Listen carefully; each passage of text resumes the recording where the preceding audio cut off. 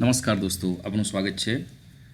આજે આપણે ministry of skill development and entrepreneurship જે પોર્ટલ છે એના વિશે જાણકારી મેળવીશું, જેમાં તમામ જે ભારત દેશમાં આવેલી તમામ આઈટીઆઈ, ગવર્મેન્ટ, પ્રાઇવેટ, ગ્રાન્ટી નીડ એને લગતી આપણે માહિતી મેળવીશું. એટલે કે પોર્ટલ, જસ્ટ પોર્ટલનો ઓવરવ્યૂ આપણે જોઈશું. એના માટે આપણે શું ટાઈપ કરવું પડશે? NCVT enter. હવે આમાં તમને દેખાય છે ncvtmis.gov.in. ક્લિક કરીશું NCVT-MIS. હવે આ તમને પોર્ટલ દેખાઈ રહ્યું છે. જસ્ટ એક ઓવરવ્યૂ આપીશું, પછી જે આગામી લેક્ચરમાં 1 by 1 જે મેનુ શું કહેવા માગે છે આપણે સમજીશું.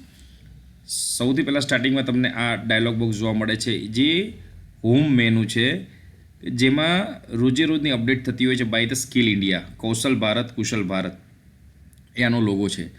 જેમાં તમે જોઈ શકો છો કે અલગ અલગ ટ્રેડમાં અલગ અલગ જે રોજના પિક્ચર્સ અપલોડ થાય છે, જે તમે જોઈ શકો છો. અહીંયા તમે જોઈ શકો છો એલર્ટ છે, એફિલિએશન અપડેટ છે અને ન્યૂઝ એન્ડ અપડેટ છે. એટલે કે એલર્ટ મીન્સ કે આ તમે જોઈ શકો છો કે રોજની એલર્ટ આવતી રહેતી હોય છે. આ બાજુ છે એફિલિએશન અપડેટ, એમાં જે એફિલિએશનની અપડેટ હોય, જે તમે જોઈ શકો છો કે લેટેસ્ટ અપડેટ છે, લાસ્ટ 60 દિવસનો અપડેટ છે. જો તમારે વધારે અપડેટ જોવી હોય તો ચેક ફોર મોર અપડેટ, અને ન્યૂઝ આવતી રહે છે ફોર લાસ્ટ 60 ડેઝ. આ તમે ઓપન કરશો ministry of skill development and entrepreneurship, તો તેમાં તમને આ સમજવું ખૂબ જ જરૂરી છે કે અમુક લોકોને ખ્યાલ નથી હોતી કે ભારત દેશની અંદર ટોટલ કેટલી બધી ગવર્મેન્ટ આઈટીઆઈ છે, પ્રાઇવેટ આઈટીઆઈ છે, ગ્રાન્ટી નીડ આઈટીઆઈ છે, ટેકનિકલ સ્કૂલ છે, બટ એ લોકોને ખ્યાલ નથી હોતી કે કઈ વેબસાઇટ આપણે યુઝ કરવી. હજુ ઘણી બધી વેબસાઇટ છે. એક ડીજીટીની વેબસાઇટ છે, એક તો આપણે જોઈ રહ્યા છીએ NCVT-MISમાં MSDની વેબસાઇટ છે. પછી ગુજરાતમાં પણ આપણે સ્પેશિયલ જોવું હોય તો તાલીમી અને રોજગાર, પછી મિનિસ્ટ્રીની વેબસાઇટ અલગ છે, DET એમ્પ્લોયમેન્ટની વેબસાઇટ અલગ છે. એટલે અલગ અલગ વેબસાઇટ છે, બટ એ જાણવું જરૂરી છે. અને આના વિશે તાલીમાર્થીની બી આપણે સમજ આપવી ખૂબ જ જરૂરી બને છે. તો આ જસ્ટ એક હોમનું એક ઓવરવ્યૂ છે. આજે જસ્ટ ખાલી એક ઓવરવ્યૂ લઈએ, પછી એની અંદર ડિટેલમાં આપણે જેમ 1 by 1 આવે એમ જોતા જઈશું. બીજો ઓપ્શન છે આઈટીઆઈ. હવે તમે અહીંયા આઈટીઆઈ સર્ચ કરી શકો છો by adding the details. Grading, કે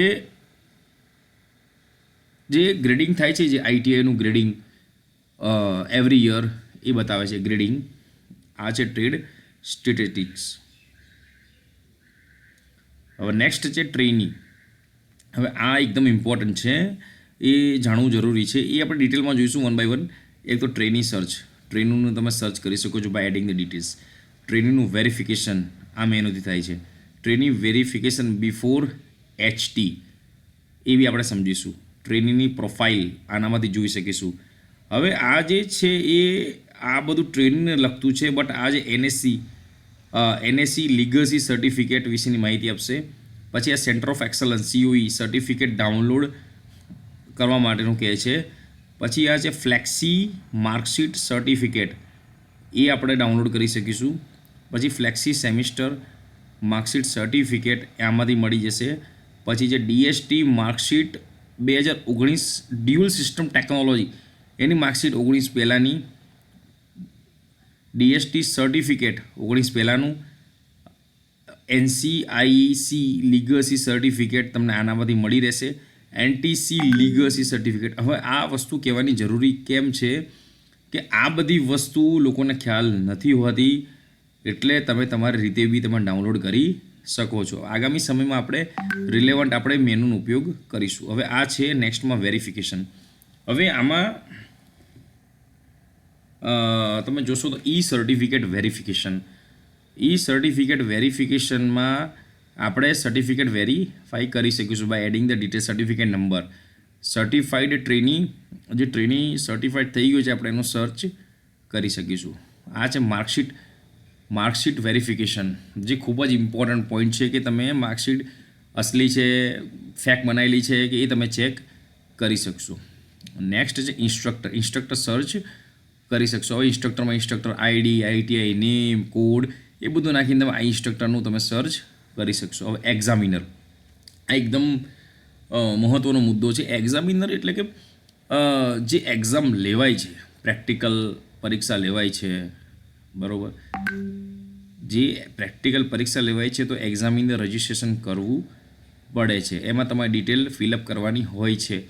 એટલે આ એકદમ ઇમ્પોર્ટન્ટ પોઈન્ટ છે, એ બી સમજાવીશું. એક્ઝામિનર રજિસ્ટ્રેશન, એક્ઝામિનરનું એક્ટિવેશન, રજિસ્ટ્રેશન કર્યા પછી એક્ટિવેશન, પછી એનું લોગિન આવે છે, એક્ઝામિનરનું લોગિન. જ્યારે એક્ઝામ પતે પછી માર્ક્સ ફિલઅપ ને બધું કરવાનું આ પોર્શનમાં થાય છે એક્ઝામિનરમાં. નેક્સ્ટ છે કેલેન્ડર. કેલેન્ડરમાં શું છે કે જસ્ટ આપણને એક કેલેન્ડર આપી દે, એકેડમિક કેલેન્ડર અને એક એક્ઝામિનેશન કેલેન્ડર, ક્યારે આપણે એક્ઝામ થશે. એકેડમિક કેલેન્ડર એટલે કે કયા મહિનાથી કયા મહિના સુધીનું વર્ષ રહેશે, total working days, H1, H2, H3, H4, એ રીતનું બધું આ આવે છે.